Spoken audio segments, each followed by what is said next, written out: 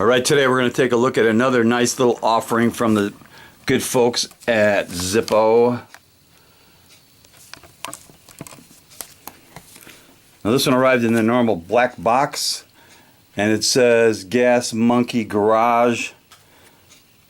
It's made in Bradford, PA. Now it does have a semi-collectible insert with the Gas Monkey Garage logo. So here is the neon yellow. It's got kind of a tint of green on it also. That's the Gas Monkey Garage in neon yellow. Dallas, Texas is their home base, and this one was made in looks like I of 16. Yeah, I of 16. Really good stampings on this one. That's September of 16, I believe. Good sound.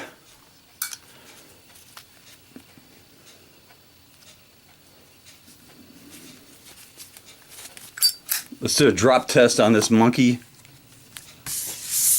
We're going to drop the monkey. Fires up nice. It's got a steel insert.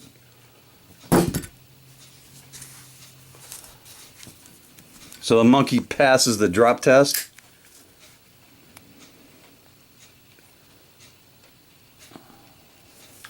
That's going to go in my collection next to the other two Gas Monkey Zippos I already have.